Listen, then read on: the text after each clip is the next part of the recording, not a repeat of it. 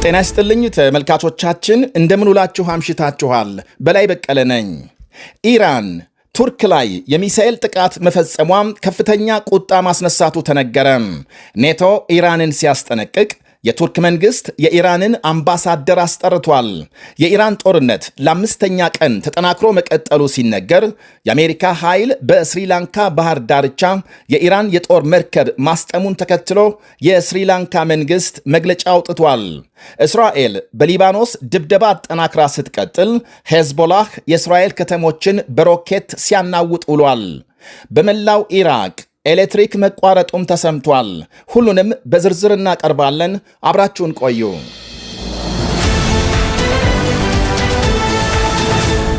ኢራን ቱርክ ላይ ጥቃት መፈጸሟ ሲነገር የሰሜን አትላንቲክ ጦር ቃል ኪዳን ድርጅት ኔቶ የኢራንን ድርጊት በጽኑ አውግዟል። ኢራን የኔቶ አባል ሀገር ቱርክን ኢላማ ያደረገ ጥቃት መፈጸሟን ተከትሎ አፍታም ሳይቆይ ነው ኔቶ መግለጫ ያወጣው። የኢራንን ድርጊት በጽኑ በማውገዝ አንድ አባል ሀገር ላይ የሚፈጸም ጥቃት ሁሉም አባላት ላይ እንደተፈጸመ ይቆጠራል በሚለው የተቋሙ መርህ መሰረት ምላሽ ለመስጠት ዝግጁ ነኝ ብሏል ኔቶ። በሌላ አነጋገር ኢራን ዳግም ቱርክ ላይ እጇን ካነሳች ከ32 የኔቶ አባል ሀገሮች ጋር ትጋጫለች ማለት ነው። ይሄ ደግሞ ለኢራን መንግስት እጅግ አደገኛ ነው ይላሉ ተንታኞች። በቱርክ ላይ የተፈጸመው ትንኮሳም በፍጹም ስልታዊነት ወይም ደግሞ ብልህነት የጎደለው ተግባር ነው ብለዋል። አክለው የኢራን ሚሳኤል የቱርክ አየር ክልል ጥሶ ሲገባም በኔቶ ኃይል ተመቶ መውደቁ ተገልጧል። ጥቃቱን ተከትሎ ቱርክ በሀገሯ የሚገኙ የኢራን አምባሳደርን ጠርታ ማነጋገሯን ዘገቦች አመልክተዋል። ሳውዲ አረቢያ ወጪና ገቢ የአውሮፕላን በረራዎች ማቆሟን ስታስታውቅ ኦማን በኢራን ሚሳኤል ከተመታ ዕቃ ጫኝ መርከብ 24 ሰዎች ማዳኗ ይነገራል። ኢራን በዘጋችው የሆርሙዝ ባህር ወሽመጥ አቅራቢያ በመገኘቱ የተመታው ይኸው የኦማን መርከብ ሰራተኞች በሙሉ ለጥቂት መትረፋቸውን ዘገቦች አመልክተዋል። አምስተኛ ቀኑን የያዘው የኢራን ጦርነት ተባብሶ ሲቀጥል ኢራን በአካባቢው ሀገሮች ላይ የሊባኖስ ሄዝቦላህ ደግሞ ወደ እስራኤል ሚሳኤል ሲተኩሱ ውለዋል። የአሜሪካ መከላከያ ሚኒስትርና ሌሎች ወታደራዊ አዛዦች ዕለታዊ መግለጫም አመሻሽ የሰጡ ሲሆን የኢራንን ባህርና አየር ክልል ሙሉ በሙሉ መቆጣጠራቸውን ገልጸዋል። የኢራን የሚሳኤልና የኒውክሌር ጣቢያዎች ክፉኛ መመታታቸውን የገለጹት የአሜሪካ መከላከያ ሚኒስትር ፒት ሄግሴት በቀጠናው ከነበረ የአሜሪካ ሰራዊት 90 በመቶ ጦርነቱ ከመጀመሩ በፊት ከአካባቢው ለቆ እንዲወጣ መደረጉን አመልክተዋል። የኢራን አገዛዝ አብቅቶለታል ብለዋል ሚኒስትሩ። የእስራኤልን ወታደራዊ ብቃት ያደነቁት ሚኒስትሩ እስራኤልን ታማኝና የማትናወጥ የአሜሪካ አጋርና ወዳጅ ናት ሲሉ አሞካሽተዋል። የባሕረ ሰላጤው አረብ ሀገሮች በኢራን ላይ ጥቃት ለመክፈት ከጫፍ መድረሳቸውን አመላክተዋል። ሀገሮቹ እስካሁን የኢራንን የጸባጫሪነት ጥቃት እየተከላከሉ መቆየታቸውንና አሁን ግን ትዕግስታቸው እያለቀ ነው ብለዋል። የአሜሪካ መከላከያ ሚኒስትር በሌላ በኩል በስሪላንካ ባህር ዳርቻም የአሜሪካ ኃይል የኢራን የጦር መርከብ ማስጠሙንና ከ80 በላይ ሰዎች መሞታቸውን ሚኒስትሩ ጠቅሰዋል። በኢራን ጦር መርከብ ላይ የተፈጸመው ይሄው ጥቃት ከሁለተኛው ዓለም ጦርነት ወዲህ የመጀመሪያ ነው ብለዋል።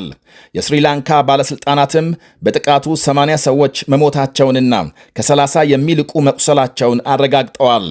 የኢራን የጦር መርከብ 180 ሰራተኞች ይዞ ነበር ተብሏል።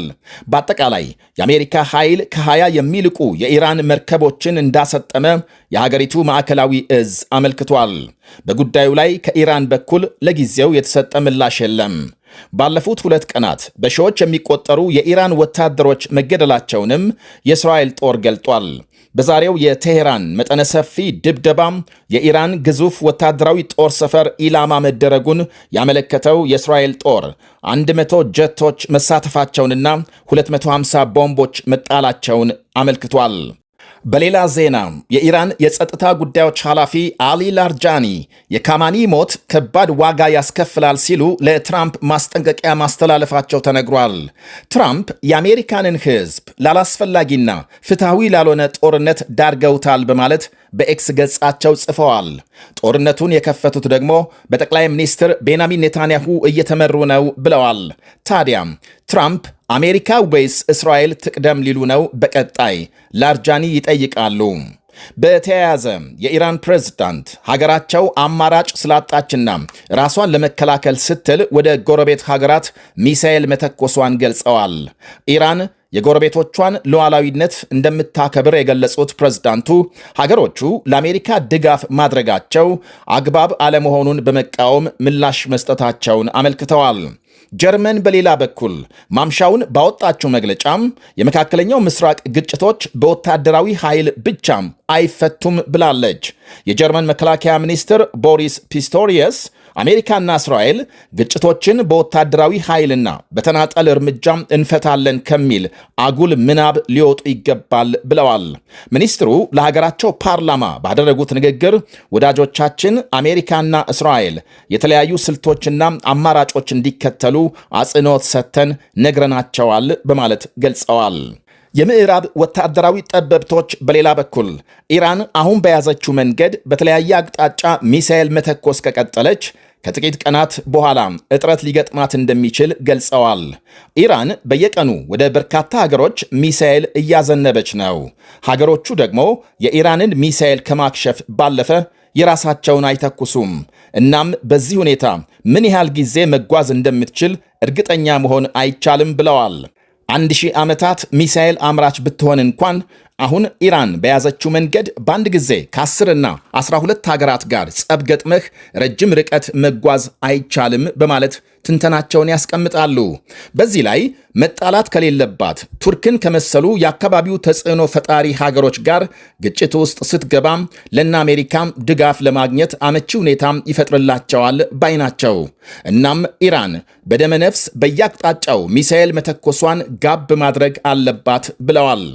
አሁን በደረሰ ዜና ማምሻውን 2 ሰዓት ገደማ በእስራኤል ቴልአቪቭ ከተማ የአደጋ ጊዜ ማስጠንቀቂያ ድምፅ መሰማቱን የሀገሪቱ መገናኛ ብዙሃን ዘግበዋል።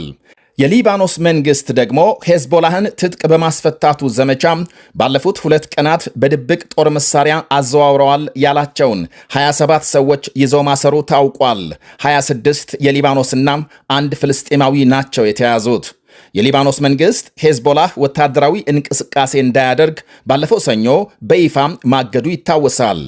በሊባኖስ የምትፈጽመውን ድብደባ አጠናክራ የቀጠለችው እስራኤል ቤይሩት የሚገኘውን የኢራን ኤምባሲ ከመታች በመላው ዓለም ያሉ የእስራኤል ኤምባሲዎችን ኢላማ እንደምታደርግ ቴሄራን ማስጠንቀቋ ታውቋል። የሊባኖስ ሄዝቦላህ ዛሬም በሰሜናዊ እስራኤል ሮኬት ተኩሶ በርካታ መኖሪያ ቤቶች ማውደሙንና ቁጥራቸው በውል ያልታወቀ ሰዎች ተጎድተው ሆስፒታል መግባታቸውን ዘገቦች አመልክተዋል። ሄዝቦላህ ባሰራጨው አንድ መግለጫም በእስራኤል ሃይፋ ከተማ የድሮን ጥቃት ዛሬ እኩለ ቀን መፈጸሙን ገልጧል። የእስራኤል ጦር በበኩሉ ጥቃቱን እንዳከሸፈ የገለጸ ሲሆን በሄዝቦላህ ይዞታዎች ላይ ጥቃት አጠናክሮ መቀጠሉን ይፋ አድርጓል። ዛሬ ሊፈጸም የነበረም የአሊ ካማኒ ቀብር ስነ ስርዓት ባልታወቀ ምክንያት ወደ ሌላ ጊዜ መሸጋገሩን የቴሄራን ባለስልጣናት ገልጸዋል። ማምሻውን በተሰማ መረጃ ደግሞ በመላው ኢራቅ ኤሌክትሪክ መቋረጡን የሀገሪቱ መንግስት አስታውቋል።